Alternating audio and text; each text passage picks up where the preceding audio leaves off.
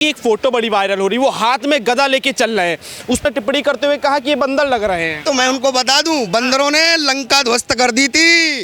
लंका से तो तुम्हारा अस्तित्व बहुत कम है समाजवादियों का। ऊपर से गुम्बद को पूरा हटा के मंदिर की और ऊपर टोपी पहना देने से वो जामा मस्जिद नहीं है, वो हरिहर मंदिर है हमारा।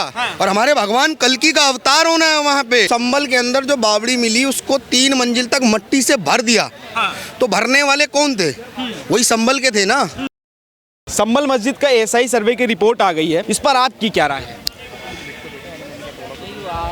कुछ जिहादियों ने विवादित ढांचे का विरोध किया था, सर्वे का। पूरे संबल का सर्वे करवा दिया। अब क्यों नहीं बोल रहे हैं? देखो, ढांचा जिसका सर्वे हो रहा है, हम तो कहते हैं ना, डंके की चोट पे कहते हैं, जहाँ जहाँ नहीं खुदा वहाँ खुदवाएंगे, और जहाँ है खुदा वहाँ अगर शिव मिले तो हमारे और शव मिल जाए तो तुम्हारा। भाई आप अपना शव ले जाओ, नहीं तो हमारे तो शिव मिलते हैं ना। आप बताओ ना, संबल में बावड़ी मिली है, वो क्या बोलते हैं, बावड़ी। अब संबल में बावड़ी मिल गई है 3 मंजिल नीचे, उसको किस तरीके से पाट के, आप ये बताओ, संबल के अंदर जो बावड़ी मिली उसको 3 मंजिल तक मट्टी से भर दिया। तो भरने वाले कौन थे? वही संबल के थे ना।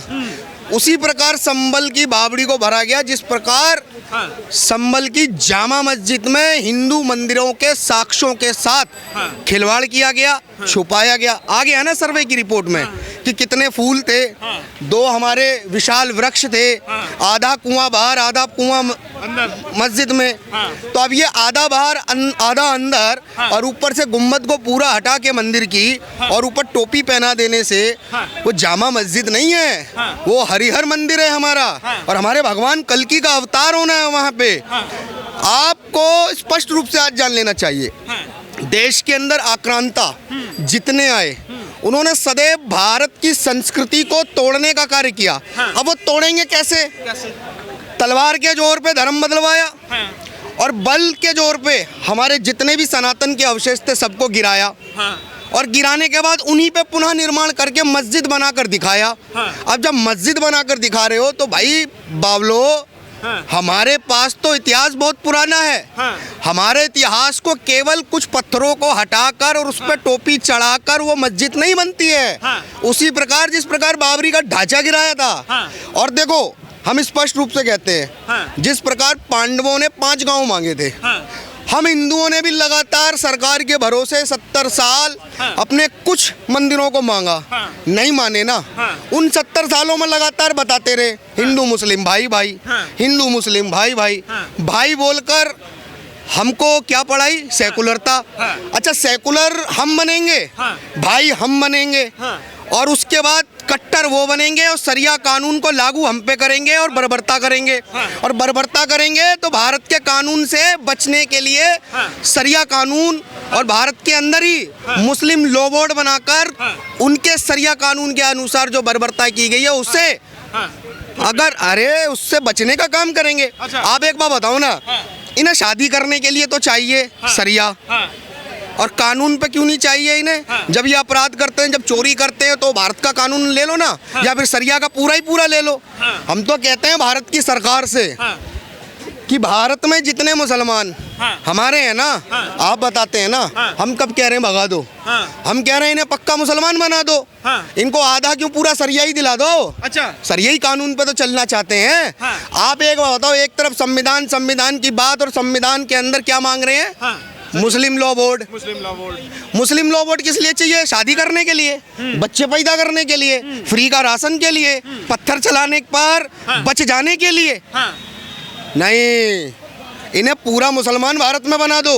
अच्छा, एक बात बताइए, जिस हिसाब से इस समय उत्तर प्रदेश में खुदाई हो रही है, इस पर अखिलेश यादव ने बयान दिया कि कह रहे कि सीएम योगी आदित्यनाथ जिस घर में रहते हैं उस घर में वो घर भी खुदवा दो, उसमें भी शिवलिंग निकल आएगा। तो ये तो यानी वो मानते हैं ना कि भारत का अंश और कण जहाँ खोदोगे वहाँ शिव मिलेंगे, शव नहीं मिलेंगे।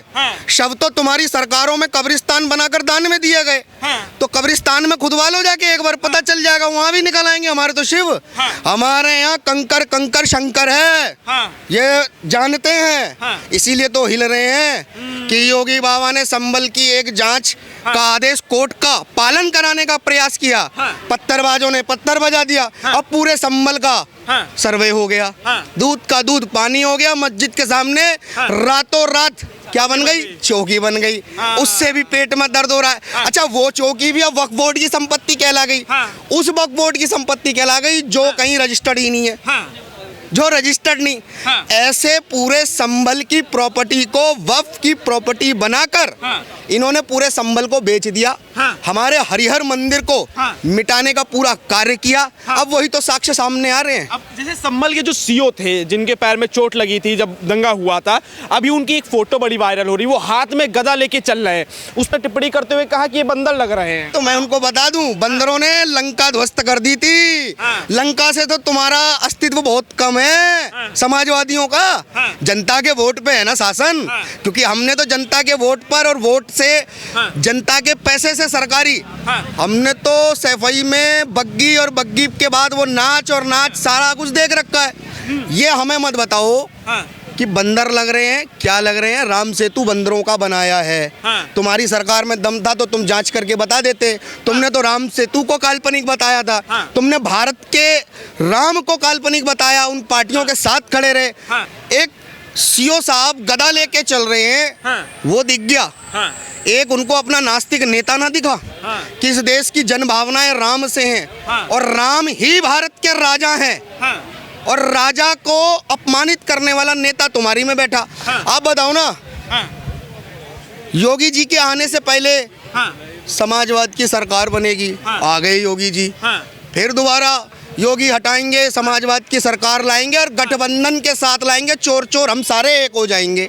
हो गए, फिर भी योगी जी आ गए। पहले भी तो मस्जिदें थी, अभी भी मस्जिदें, अब एएसआई सर्वे का ट्रेंड क्यों चल रहा है इतना? अच्छा, एक तरफ ये बच्चों को साइंटिफिक उदाहरण देने की बात करते हैं, तो एएसआई से क्यों भगते हैं?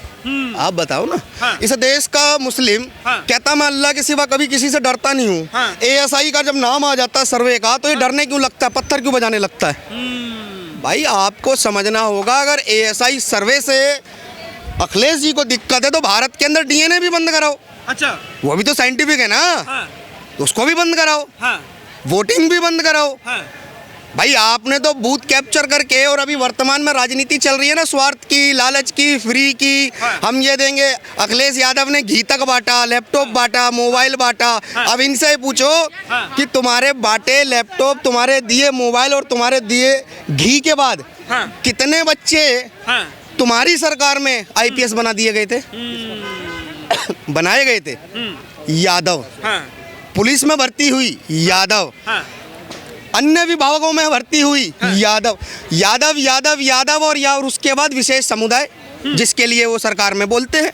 हिंदुओं के लिए क्या है? हिंदुओं के लिए तो जाति गणना इनके लिए सही है। एक तरफ कहते हैं कि जातिवाद नहीं होना चाहिए, लेकिन हिंदुओं के समय पे जाति गणना को, भाई जाति जनगणना को समर्थन दे रहे थे ना। अगर देश में आप अच्छे नेता थे तो आपको कहना चाहिए था कि जातीय गणना क्यों कर रहे हो, भारत के हिंदुओं की गणना करो ना। भारत में कितने हिंदू, किस जगह प्रदेश में कितने बचे हुए हैं, हिंदुओं की जनगणना करा लो ना।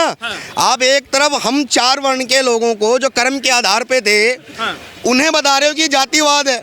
भारत के संविधान में 365 जाति के क्लाउज बना दिए। आपने मुझे जनरल बना दिया, उसको अगड़ा बना दिया, इसको पिछड़ा बना दिया, उसको आदिवासी बना दिया, 365 जाति बना दिया। भेदभाव नहीं है।